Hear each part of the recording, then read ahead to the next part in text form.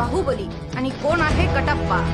माजी जिल्हा परिषद सभापती तथा उभाटा पक्षाचे वाशिम जिल्हा संपर्क प्रमुख माननीय विश्वनाथजी सानप साहेब आपल्या समोर उपस्थित असलेले चित्र आपण पाहत आहात। निवडणुकीच्या संदर्भात आपण त्यांच्याकडून तथा भावी नगरपरिषदेचे नगराध्यक्ष बाळासाहेब देशमुख यांच्या संदर्भात व महाविकास आघाडी संदर्भात एकंदरीत पार्श्वभूमी त्यांच्याकडून जाणून घेणार आहोत। निवडणूक 2025 ही सरळ लढत महाविकास आघाडी तथा महायुती संदर्भात आहे।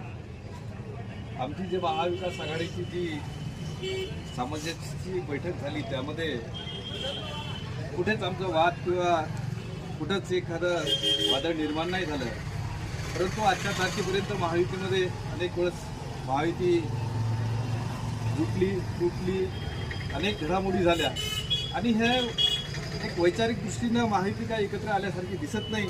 तसं महाविकास आघाडीमध्ये तसा काही प्रश्न नाही।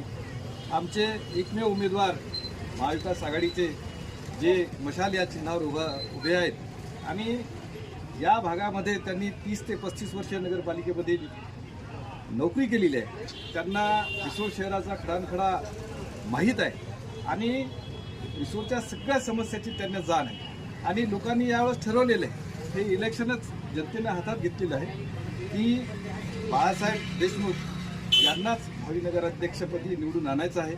ज्या ज्या वार्डात आम्ही फिरतो, ज्या ज्या एरियात जातो, तिथे नवीन जे काही तरुण आहेत आणि तसेच जे ज्येष्ठ नागरिक आहेत यांचा सुद्धा प्रतिसाद अतिशय मोठ्या प्रमाणात मिळत आहे। खरं पाहिलं तर आमच्या 23 जागा 18 वार्डमध्ये जवळपास निश्चित झालेल्या आहेत आणि जेही नगरसेवक आहेत तेही सुद्धा एक दिलानं काम करत आहेत। कुठेच अशी समस्या किंवा कोणत्या विषयात अडचण निर्माण झाल्यासारखी दिसत नाही।